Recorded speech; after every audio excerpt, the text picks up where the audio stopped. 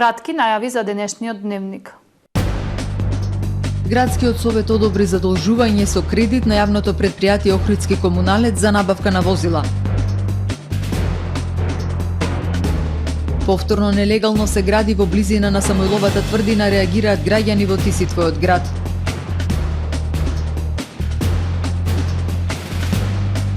Водостојот на Охридското езеро под просекот.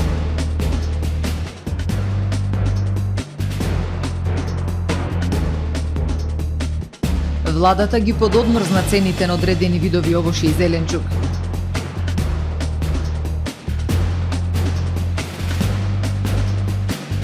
Струшките вечери на поезијата со беседа во чест на шпанскиот поет Падрон. Дневникот започнува по временската прогноза. Останете со нас.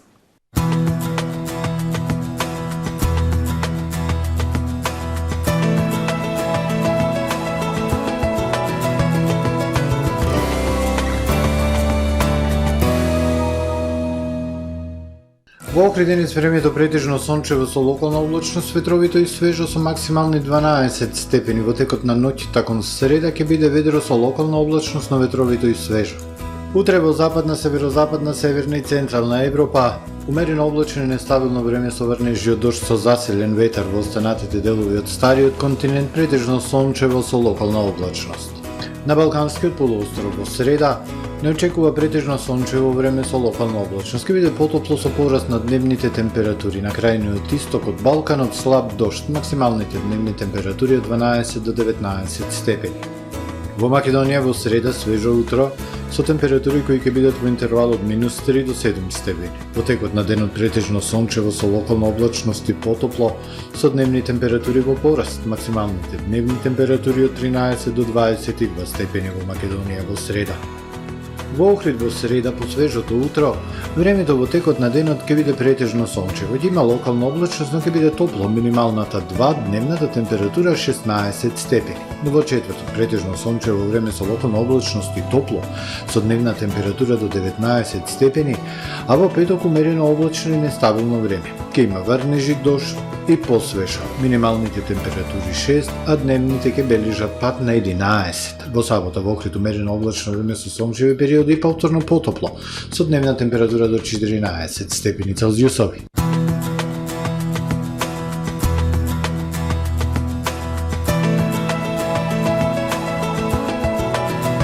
Гледавте Метео на ТВМ во соработка со Трпе Инвест.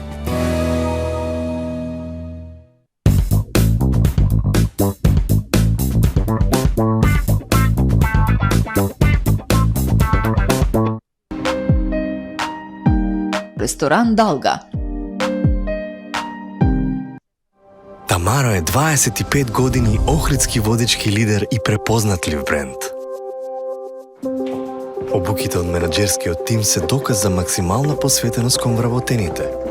Тамаро Холдингот се грижи за организацијата и на време од пренесените информации кои отсликуваат тимската работа. Секој успех на вработениот е успех и на компанијата.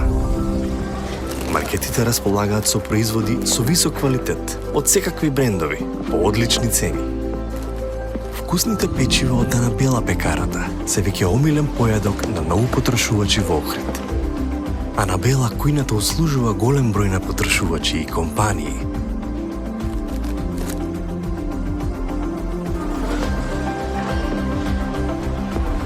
Рибарата е секогаш снабдена со најразлични видови на риба и морски плодови. А месарниците располагаат со свежо месо и месни производи во секое време. Уживајте во својот охридски домаќин. Тамаро, повеќе од маркет.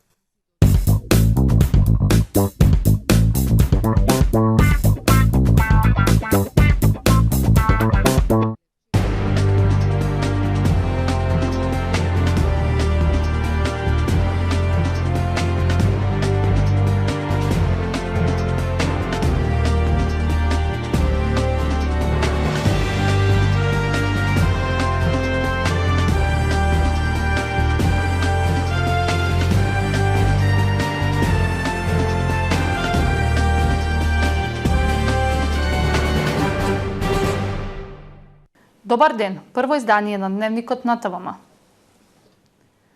Советот на општина Охрид денеска одржа 26-та седница. Мнозинството усвои предлог одлуки со кои се предвидува издавање локации за поставување урбана опрема, покриени и непокриени шанкови на територија на општината. Опозицијата бараше одложување на овие точки со кои беше дополнен дневниот ред, затоа што материјалите за истите ги добиле во 5 до 12. На седницата беше одобрено задолжување на јавното предпријатие Охридски комуналец со хипотекарен кредит за набавка на половни возила и тоа беше единствената точка по однос на која се разви дискусија.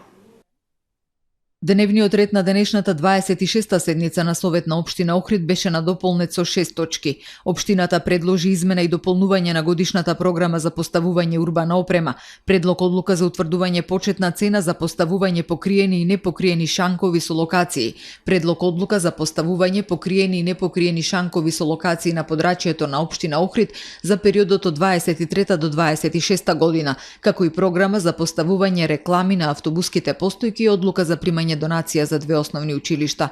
Советниците од опозицијата реагираа на итноста на предложените точки и побараа истите да се одложат затоа што материјалите, односно предлог одлуките, ги добиле вчера и немале доволно време да ги разгледаат. Мнозинството во Советот го усвои на дополнетиот дневен ред, пошто предложените точки беа изгласани. За измените на програмата за урбана опрема немаше дискусија, па останува да видиме на кои локации општината предвидела поставување шанкови. Единствено дискусија се разви за кредитното задолжување на јавното предпријатие Охридски комуналец со наменски кредит во износ од 140.000 евра за набавка на половни возила не постари од 10 години. Колку е оправдано едно предпријатие со негативен финансиски резултат од работењето дополнително да се задолжува, праша советничката од СДСМ Живка Ангелоска. Цената на услугата на предпријатието се покачи, а паралелно го промени начинот на пресметка на надоместокот со ажурирање на корисните површини и така некои граѓани плаќаат и до 70% повисока давачка за ѓубретарина, но и тоа не ја промени многу финансиската состојба, платите доцнат, а долговите се таложат, посочи Ангелоска. Дали оваа ситуација која што ја има предпријатието треба дополнително да се оптоварува со ново задолжување? Влогот на новото задолжување е голем, ако се има во предвид дека како гаранција за исполнување на обврските представува хипотеката на административните простории во старата зграда на Градски пазар. Дали сме на чекор јавното предпријатие да ги изгуби овие административни простории? Ангелоска додаде дека подобро е да се набават сопствени возила отколку да се изнајмуваат, но и кога предпријатието изнајмувало минатиот период, акцентот го ставило на машини метачки место на специјализирани возила, иако има над 30 вработени за метење јавни површини. Исто така ја потсети сегашната власт дека кога беше опозиција, критикуваше набавка на половни возила поради трошоците за одржување и резервни делови. Поради сето тоа Ангелоска кажа дека подобро е предпријатието да го одложи задолжувањето за некое подобро време. Директорот на Охридски комуналец пак Сашо Најдески кажа дека ажурирањето на корисните површини врз основ на кои се пресметува на доместокот досега требало веќе да биде направено, а за набавката на половни возила кажа дека доставата на нови трае до 2 години, а предпријатието немало време за чекање. Во однос на покачените сметки, председателот на Совет Сашо Донев кажа дека досега предпријатието губело и до 6 милиони денари годишно од наплата затоа што не биле ажурирани податоците за имотните листови со катастар и некои граѓани си плаќале значително помали износи за ѓубретарина. Ако сте планирале да ги ажурирате корисните површини, по редот на нештата прво требаше да го направите тоа, а потоа да ги зголемувате цените. Она што мене ме интересира е дали јавното предпријатие ќе го исплати овој кредит без да ги изгуби просториите. Донев кажа дека не треба да се манипулира со јавноста, дека јавното предпријатие ризикува со давање на деловните простории како гаранција, туку дека тоа го прави токму за да не ги загуби истите преку извршување поради блокираната сметка. Ние со ова што го правиме, почитувани колеги советници, ги спасуваме деловните простории на јавното предпријатие. Ако тие простори со исплаќањето на последната нивна рата од претходниот кредит, кој што исто така е земен, така, со хипотека, тие деловни простории ќе станат слободни простории. И тие кои што имаат побарувања по дел на извршни сметки во јавното предпријатие, на кои што сега повисоки му се каматите него главниот долг, бидејќи 20 години му течат камати, ќе добијат деловни простории за 15-20.000 евра. Тоа ние сакаме сега да го спречиме. Советот даде зелено светло јавното предпријатие Охридски комуналец да се задолжи со хипотекарен кредит за набавка на возила. На седницата беше изгласана измена на програмата за уредување градежно земјиште со што беа намалени средствата предвидени за асфалтирање улици и поставување водоводни линии во износ од по 1 милион денари поради постигнати пониски цени на јавна набавка. Беа донесени одлуки од урбанистичката сфера, меѓу кои 9 легализации на бесправно изградени објекти. На седницата советничката од Левица Виолета Аврамовска поднесе повтор пат иницијатива за обележување на 10 службени возила на општина Охрид со налепници за да се спречи нивна злоупотреба надвор од работното време. Повторно нелегално се гради во непосредна близина на цитедалата на Самойловата тврдина, која е заштитено споменично добро. До ТВМ пристигна допис од граѓани во рамки на Ти си твојот град, во кој реагираат дека на локацијата каде еднаш веќе надлежните институции вршеле увид и наложиле отстранување на бесправна градба, повторно се гради. Повторно бесправно се гради во Стар град на само 30 на метри од Самуиловата тврдина, реагираат граѓани преку рубриката Ти си твојот град на ТВМ. Во дописот граѓаните објаснуваат дека на 7 април повторно започнале градежни активности на катастарската парцела 15805/1 катастарска општина Охрид 3, после само 2 месеци од како беше рушена претходна дивоградба. Граѓаните кога забележале дека на локацијата се носи градежен материјал, на 4 април пријавиле во надлежните институции Градежната инспекција на општина Охрид и Националната установа Завод и музеј Охрид. Собственикот на земјиштето направил претходни подготовки за да ги врши нелегалните градежни активности зад скриено, односно поставил метални тезги, барикади на пристапот до местото и го заобиколил целото место со зелена земјоделска мрежа, за да не може да се видат активностите позади мрежата. Но во прилог имам слики кои покажуваат кога е донесен материјал, каде е истоварен и како почнува да се гради нова дивоградба, после само 2 месеци од градбата на првата дивоградба. На 9 април 2023 година подпорниот зид е камуфлиран, скриен со црн најлон, зелена мрежа и така натаму, за да не биде воочлива новата дивоградба, се вели во дописот. Граѓаните подсетуваат дека пред 2 месеци надлежните институции постапиле по однос на нивните пријави за овој случај. Национална установа Завод и музеј Охрид и Управата за заштита на културно наследство Скопје извршиле увид и утврдиле дека градежните активности се одвивале без обезбедување на потребна документација, пошто на собственикот на парцелата му било наложено теренот да го врати во првобитна состојба, а во спротивно дека ќе бидат поднесени кривични пријави. Граѓаните во дописот објаснуваат дека тогаш биле срушени плочата и столбовите, но останал бетонскиот подпорен зид на локацијата и не само што не бил вратен теренот во првобитната состојба, туку сега повторно се гради. Дали ваквото самоволие на собственикот на плацот и кафулето Форт Кафе ќе има крај или ќе продолжи да се поигрува со надлежните институции?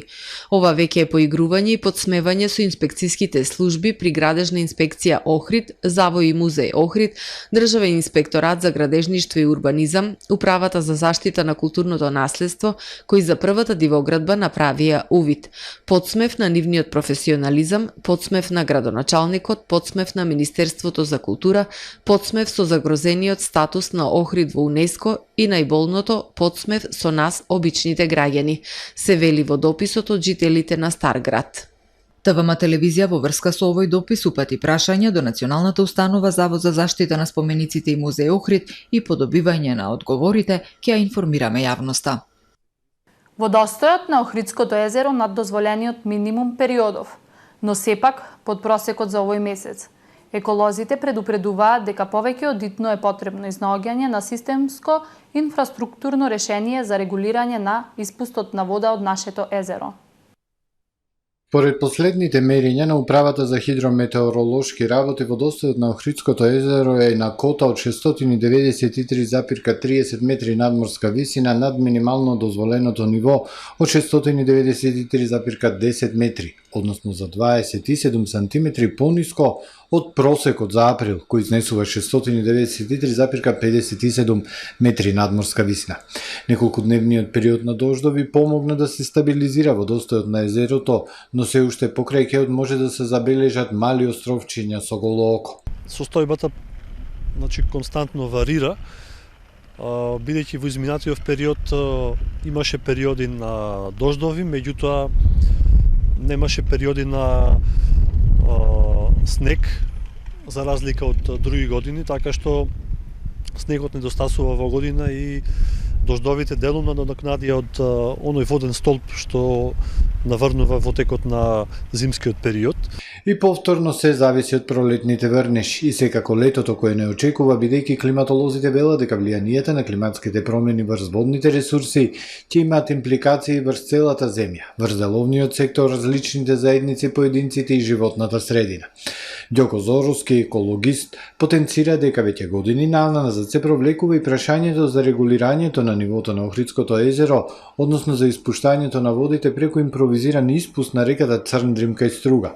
Тој објаснува дека треба сериозно да се пристапи во осмислување и реализација на едно системско инфраструктурно решавање за регулација. Проблемот треба да се реши со тоа што конечно ќе се направи еден софистициран испуст кај реката Црндрим во Струга.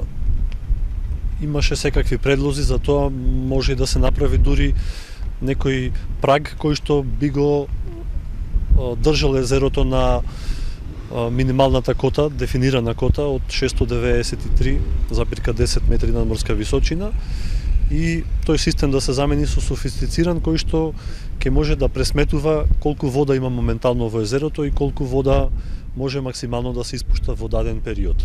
Овие далекосежни последици бараат повеќе секторски пристапи и интегрирање на секторот води во сите политики за управување, мерки и планови за планирање на ресурсите. Исто така потребна е и прекугранична соработка за да се зголеми отпорноста на водните ресурси кои се делат со други земји како што е нашето езеро. Таквата соработка може да создаде можности за споделување на знаење и искуство и да овозможи истражување на определени мерки кои ќе бидат поисплатливи. И малото количество снег кој наврна годинава со порастот на дневните температури ќе започне да се топи, па се очекува да ги интензивира водотеците на реките од сливот на нашето езеро, така што ситуацијата на водостојот на езерото веќе ќе дојде и до границите на нормалата. Денес на седница на влада коригирани замрзнатите цени на одредени видови овошје и зеленчук. Доматите, краставиците и гравот ќе се продаваат по повисоки цени, штом одлуката на владата помине во службен весник.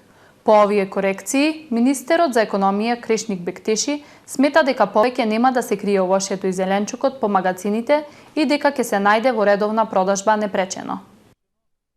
Доматите и краставиците нема да смее да се продаваат по цена повисока од 95 денари по килограм, а за 10 денари расте и цената на кромидот. Килограм пиперка ќе се продава по цена од 100 денари, леќата од 110, а сите други видови зеленчук ќе се продаваат под 100 денари за килограм. Министерот за економија Крешник Бектеши денес информираше дека после спроведените разговори со увозниците и представници на Стопанската комора има зголемување на цените поради тоа што последната недела имаме зголемување на увозните цени кај нашата царина, кај одредени производи и до 30%. Министерот објасни дека фактурите кои веќе се доставуваат во нашата царинска управа се пологични од тоа што било претходно.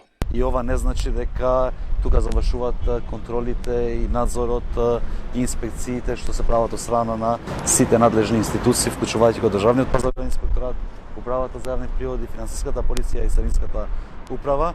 И во моментот кога зборуваме, значи се прават контроли од страна на овие институции, се со цел да не бидат оштетени граѓаните, а секако да не биде оштетени буџетот на државата, кој секако дека е буџет на граѓаните, а воедно и да се сузбива неформалната економија, се со цел да имаме лојална конкурентност, а посебно со нашите домашни заедници. Бектеши објасни дека на пазарите се приметува пат на цената на јужните овошје. Додаде граѓаните да бидат спокојни дека оваа одлука ќе важи до крајот на месецот. Во дневна база се контролираат цените на увозот врз основа на тоа што се пријавени, ако има потреба и во текот на месецот, значи дополнително ќе ги коригираме, ако во случај приметуваме намалување на овозните цени, заради тоа што моментално немаме домашно производство на овие производи, или пак имаме ограничено само тие кои имаат оранжери, а не го покриват целокупниот пазар. На прашање за тоа што некои од трговците го кријат зеленчукот и овошјето, односно зошто остануваат празни рафтовите во маркетите, како што беше вчерашниот случај кога од страна на Државниот пазарен инспекторат беа пронајдени 300 тони граф, Бектежи кажа дека производите не смее да се кријат. Никој не може да ги крие производите и веќе пазарниот инспекторат утврдил такви работи пред неколку дена. Денеска сите ќе бидат на пазар ставени како производи. По делот на задолжението што го има сите трговци да 70% од нивните производи мора да ги пласираат во пазар, што значи дека од утре нема да има таква ситуација заради тоа што ќе биде земена нивната роба ако ја чуваат како салија и ќе добијат соодветни казни согласно Законот за трговија и заштита на потрошувачите. Ова е мала корекција на претходната владина одлука, бидејќи како што изјави министерот за економија Крешник Бектежи од 28 март до сега, увозниците доставиле пологични фактури од кои може да се види дека на берзите има зголемување од 30% на одредени видови зеленчук. Со пригодна беседа Струшките вечери на поезијата денес му оддадоа почит на големиот шпански поет Хусто Хорхе Падрон. Настанот се одржа во паркот на поезијата, веднаш до дрвото кое поетот го засадил во 1990 година, кога беше добитник на Златниот венец. Специјални гости на настанот беа членовите на најблиското семејство, неговата сопруга која е македонка и нивната ќерка. Со беседа во паркот на поезијата Струга денес му оддаде почит на шпанскиот поет Хусто Хорхе Падрон. Тој е добитникот на Златниот венец во 1990 година на Струшките вечери на поезијата, а бил голем влюбеник во Струга и земјава. Падрон е познат по тоа што ја промовирал македонската литература и култура ширум светот. Особено ме радува тоа што се случува во Струга и во паркот на поезијата. Затоа што ретки се земји и градови со фестивали од ваков формат кои што како добитници ги имаат најпознатите поети од втората половина на 20 век и првите декади на 21 век. Тој подготви антологијата на македонската поезија на шпански јазик кон крајот на 80-тите години. Има многу песни напишано посветени и на Македонија, и на Охрид, и на Струга. Со еден збор тој е еден интелектуалец врвен од светски рамки. Специјални гости на настанот беа членовите на најблиското семејство, неговата сопруга која е македонка и нивната ќерка. Благодарна сум на Струшките вечери на поезијата и на шпанската амбасада што решија да го направат овој омаж посветен на мојот сопруг кој беше влюбен во Македонија на вистина. He was not only a great poet. Тој не беше само голем поет, туку една силна врска помеѓу Македонија и Шпанија. Тој беше лик кој го промовираше македонскиот идентитет и култура. Струга е единствениот град во светот кој има парк на поезијата, каде секој поет лауреат оставил свој белег со тоа што засадил дрво, кое по нивното физичко заминување останува да сведочи за поетскиот дух. Во продолжение следуваат и вестите од светот. Воените сили на Филипините и САД денес почнуваат заеднички војни вежби на Филипините, најголеми во последните неколку децении. 12.200 американски војници, 5.400 припадници на филипинската армија и 111 австралици ќе учествуваат на војните маневри наречени Баликатан или рамо до рамо, кои се одржуваат секоја година. Во вежбите ќе се користат американски војни бродови, борбени авиони, ракети Патриот, ракетни фрлачи Химарси против тенковски ракети Джавелин, соопштија филипинските и американските војни представници. Маневрите Баликатан почнуваат еден ден по тридневната војна вежба на Пекинг. Кина минатата недела објави дека зголемувањето на војното присуство во регионот води само до поголеми тензии. Војните вежби ќе траат до 28 април. Јапонија пак е сериозно загрижена поради заедничката активност на руските и кинеските вооружени сили во близина на нејзините граници, се вели во годинешниот извештај на Јапонското министерство за надворешни работи. Според Јапонското министерство за надворешни работи, Русија и Кина ја зајакнале војната соработка во последните години со заеднички војни вежби со бомбардери и патроли со војни бродови во близина на Јапонија. 5 луѓе загинаа во престрелка која се случила во центарот на Луивил во американската сојузна држава Кентаки.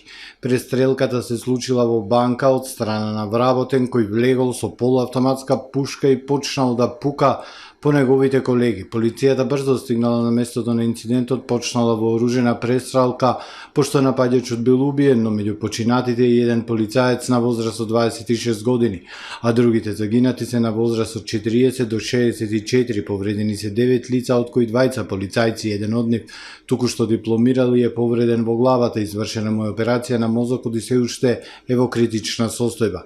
Полицијата го идентификувала напаѓачот, станува збор за Конор Старджен, 25 годишен, кој нападот и убиството на колегите пред да дојде полицијата го пренесувал во живо на интернет. Инстаграм Мета брзо го отстранила пренесот во живо од овој трагичен инцидент. Напаѓачот е опишен како синдикален соработник со портфолио банкар во Старата Народна банка. Се приклучил на компанијата како редовен вработен минатата година, откако поминал 3 лета како практикант, немал проблеми со полицијата, а според американските медиуми неодамна му било кажано од банката дека ќе биде отпуштен. Напишал белешка во која ги опишува неговите планови за масовно пукање пред да оди на работа во понеделник. На социјалните мрежи во Србија се појави видео од маж кој вчера со моторна пила провалил во клуб во Крагуевац. Непознатиот напаѓач влегол и предизвикал општа вознемиреност и паника кај присутните. Според достапните информации од медиумите, обезбедувањето на клубот се степало со ова лице и успеало да му одзеде моторната пила и да го отстрани од местото на настанот. Напаѓачот бил видно алкохолизиран. Вулканот Шивелуч на Камчатка на исток од Русија еруптирал рано утрово исфрлајќи облак од пепел во висина од 10 километри, што представува зголемена закана за воздушниот сообраќај, соопшти тим за одговор на вулканска ерупција на Камчатка. Тимот издаде црвен аларм истакнувајќи дека голема прачка од пепел патува западно од вулканот и дека во секој време може да се случи експлозија со пепел до 15 километри. Локалните власти ги затворија училиштата и им наредија на жителите на околните села да останат во затворени простори, бидејќи облакот од пепел може да се прошири на десетици километри околу вулканот. Еден од најголемите и најактивните вулкани на Камчатка, Шивелуч, има околу 60 значајни ерупции за 10.000 години, а последната голема била во 2007 година. Вулканот еруптирал во 6 часот и 31 минута по локално време, а насипот се проширил во села оддалечени повеќе од 70 километри од купата. Ова е се во првиот дневник. Ви благодариме за довербата. Имајте пријатен ден.